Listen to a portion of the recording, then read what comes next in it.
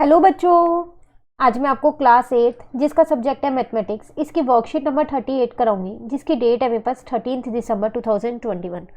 आज की वर्कशीट में हम monomials, binomials, polynomials, equal and unequal terms जानेंगे। देखो आप सभी को पता है कि लास्ट वर्कशीट से हम अलजेब्रिक एक्सप्रेशन के बारे में जान रहे हैं, तो आज उससे ही रिलेटेड कुछ और टॉपिक्स जानते हैं कि क्या होता है ये मोनोमियल, बाइनोमियल, पॉलिनोमियल, लाइक और अनलाइक टर्म या अनइक्वल टर्म्स होता क्या है। ठीक है, देखो यहाँ पर लिखा है Priya and Ria, two twins, were celebrating their birthday together today. Both of them called many of their friends on their birthday and both cut cake together and gave some return gift or gift to all their friends.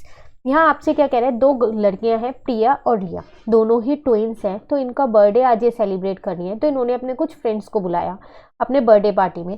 Cake वगैरह वो cut करेंगे और साथ में कुछ return gift देंगे। ठीक है, अब है क्या यहाँ पर, क्या सिचुएशन दे रखी है देखो।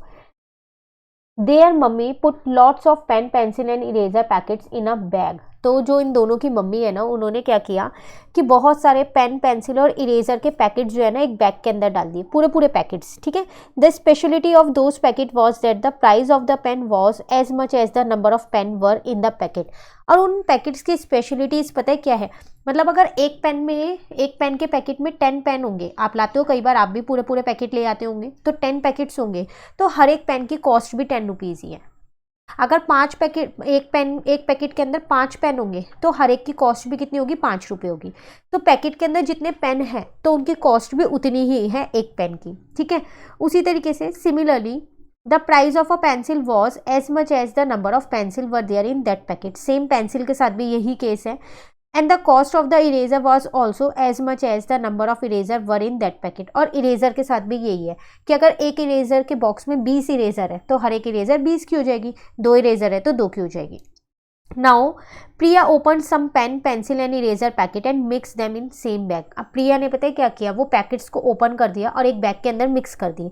रियाज मदर क्लोज्ड हर आईज, और रिया की मम्मी ने क्या किया, मतलब उनकी मम्मी ने क्या किया, आईज अपनी बंद की और वो गिफ्ट देना बच्चों को शुरू कर दिया उस बैग में से। रैंडमली दे रही है, उन्हें नहीं पता किसको क्या गिफ्ट दिया जा रहा है क्योंकि उनकी आंखें बंद है।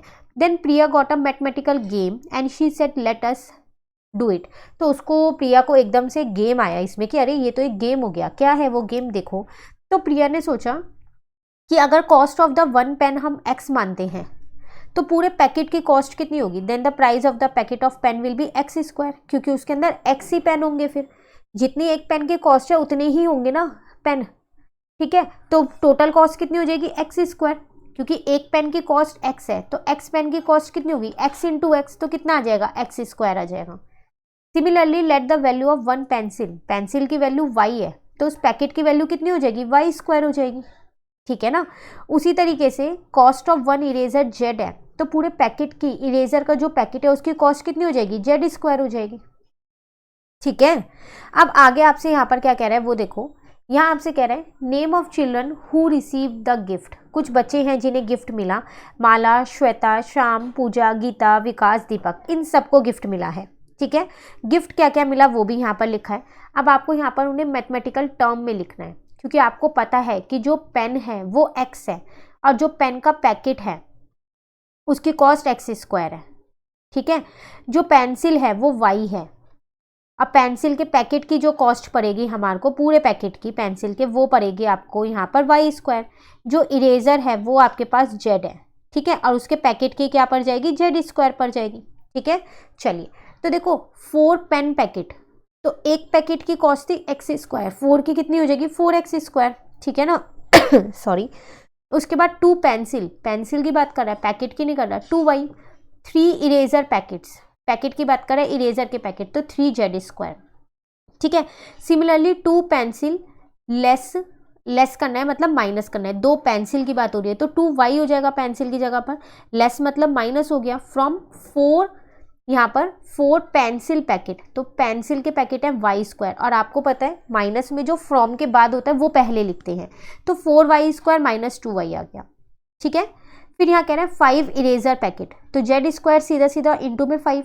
अब यहाँ कह रहा है 3 पेन, तो इसका मतलब 3 पेन की कॉस्ट, पेन है x, 5 पेंसिल प्लस 5 पेंसिल है y, 6 इरेजर, तो इरेजर कितनी है z। Clear. 2 pen packet, pen packet है x स्क्वायर, 3 पेन, इसका मतलब 3x हो जाएगा। 5 इरेजर, इसका मतलब 5z हो जाएगा। 3 पेंसिल पैकेट, पेंसिल के पैकेट y स्क्वायर। 9 पेंसिल तो 9y हो जाएगा। 3 इरेजर पैकेट तो 3z स्क्वायर हो जाएगा। क्लियर। अब यहाँ कह रहा है टाइप ऑफ पॉलिनोमियल, तो पहले इसके बारे में जान लेते हैं फिर बताएंगे। देखो मोनोमियल कई तरीके के होते हैं, टाइप ऑफ पॉलिनोमियल सॉरी कई तरीके के होते हैं। मोनोमियल, बाइनोमियल, पॉलिनोमियल, ये सब होते हैं। मोनोमियल का मतलब होता है जिसमें सिर्फ एक ही टर्म हो। जैसे अगर मैं आपको एग्जाम्पल दूँ, ये रही 3y स्क्वायर, इसमें एक ही टर्म है तो ये मोनोमियल है। एक ऊपर भी है 5z स्क्वायर, तो वो भी मोनोमियल है। ठीक है। बाइनोमियल का मतलब होता है जिसमें 2 टर्म्स होती हैं। जैसे अगर मैं आपको एग्जांपल दूं, ये लास्ट वाला, इसमें 2 टर्म है, एक ये वाली पूरी टर्म है और एक ये वाली पूरी टर्म है, तो ये हो जाएगा आपके पास बाइनोमियल। ऐसे ऊपर भी आपको एक दे रखा है, ये रहा। क्लियर। पॉलिनोमियल का मतलब होता है जिसमें 2 से ज्यादा टर्म होती हैं। 3 भी हो सकती है, 4 भी हो सकती है, 5 भी हो सकती है, बस 2 से ज्यादा होती हैं। तो अगर आप देखो तो ये है आपके पास पॉलिनोमियल, क्योंकि इसमें 2 से ज्यादा टर्म है, 3 टर्म है इसके अंदर। अभी क्लियर हुआ मोनोमियल, बाइनोमियल और पॉलिनोमियल क्या होते हैं। चलिए, लाइक टर्म और अनलाइक क्या होता है ये भी देख लेते हैं। लाइक टर्म का मतलब होता है जिनके वेरिएबल सेम हो। जैसे अगर मैं आपको इसी में ही एग्जांपल दूं यहाँ पर, ठीक है, इसको हटा देते हैं, फिलहाल यहीं पर लिख लेते हैं, क्योंकि आपसे एक क्वेश्चन भी पूछा गया है लाइक और अनलाइक का, तो वो क्वेश्चन भी हो जाएगा और हम समझ भी लेंगे कंसेप्ट को। तो अगर मैं आपको लाइक टर्म्स बताऊंगी इसके अंदर जिनके वेरिएबल सेम होते हैं, जैसे देखो 4x स्क्वायर है, उसके साथ मैं लिख सकती हूँ 2x स्क्वायर। ठीक है। और अगर हम कोई सा देखें, दूसरा देखें तो 2y है, इस 2y के साथ 9y लिख सकती हूँ मैं। 2y, 9y एक ही हो जाएगा। ठीक है। और कोई सा देखें 3z स्क्वायर, देखो वेरिएबल सेम होना चाहिए, यहाँ भी 3z स्क्वायर है, दोनों सेम सेम है। आगे का नंबर सेम हो या ना हो उससे मतलब नहीं है, सिर्फ वेरिएबल सेम होनी चाहिए। तो मैंने आपको 3 एग्जाम्पल्स बता दिए हैं। कोई और देखें अगर हम यहाँ पर, तो 4y स्क्वायर है, उसके साथ 3y स्क्वायर भी ले सकते हैं। y स्क्वायर वाला y स्क्वायर के साथ ही लोगे। ठीक है। और अगर कोई सा देखें यहाँ पर, तो कोई और मिल रहा है, बिल्कुल मिल रहा है, 6z और 5z, दोनों में z ही तो है। तो ये है लाइक टर्म्स जिनके वेरिएबल सेम होते हैं। क्लियर हुआ यहाँ तक। ठीक है। अब उसके बाद कह रहा है कि आगे आपसे कह रहा है अनलाइक टर्म्स, ये वो टर्म्स होती हैं जिनके जो वेरिएबल्स हैं वो सेम नहीं होते, तो आप कोई से भी लिख सकते हो इनके साथ। जैसे कि अगर आप देखो यहाँ पर लिखा है the term which are not the same, वो टर्म जो सेम नहीं है। तो अगर मैं यहाँ पर अनलाइक टर्म्स की बात करूँ तो यहाँ लिखते हैं अनलाइक टर्म्स, कोई से भी लिख दो। 4x स्क्वायर के साथ मैंने यहाँ पर लिख दिया है अपना 3z स्क्वायर, अनलाइक है ये हमारे पास। ठीक है। 2y के साथ जैसे मैं यहाँ पर लिख सकती हूँ 6z लिख दिया। ठीक है ना, यहाँ पर ये वाले कॉमा आएगा, बस 2 टर्म्स बता दी मैंने आपको। उसी के साथ आप कोई और भी ले सकते हो जैसे 3z स्क्वायर के साथ आप यहाँ पर ले लो कॉमा लगा के 3y स्क्वायर ले लो, 3 हो गई। ठीक है। उसके बाद 9y के साथ आप यहाँ पर ले सकते हो, यहाँ पर 3x ले सकते हो। तो ऐसे करके आपको 5 टर्म्स कोई सी भी आप इसके अंदर निकाल सकते हो। 5 इसलिए कह रही हूँ क्योंकि क्वेश्चन नंबर 1 में यही है, from the table right 5 example of like and unlike terms. तो लाइक टर्म्स के ये रहे, अनलाइक टर्म्स के भी लिखने हैं, कोई से भी 5 लिखने हैं टेबल में से ही। क्लियर हुआ यहाँ तक। चलिए, क्वेश्चन नंबर 1 भी इसी के साथ हमारा कंप्लीट हो गया है, और उसके साथ साथ अगर हम देखें तो हमने लाइक और अनलाइक टर्म्स होती क्या है वो भी जान लिया है। ठीक है। चलो क्वेश्चन 2 पढ़ते हैं। कह रहा है Vikas gave ₹51 as a gift to Priya and Riya each. Vikas ने 51 रुपीज प्रिया और रिया को दिए, दोनों को। ठीक है। तो कह रहे हैं आर दिस ऑल्सो पॉलिनोमियल, क्या ये भी पॉलिनोमियल है? नहीं, क्योंकि उसने दोनों को 51 रुपीज दिए, तो इसमें तो कोई पॉलिनोमियल नहीं बन रहा, कोई वेरिएबल की जरूरत ही नहीं पड़ रही हमारे पास, तो ये पॉलिनोमियल नहीं है। ठीक है। अब कह रहा है कैन इट ऑल्सो भी रिटर्न एज अ पॉलिनोमियल, क्या हम इसको पॉलिनोमियल में लिख सकते हैं? नहीं, जब वो पॉलिनोमियल ही नहीं है तो हम लिखेंगे कैसे, है ना।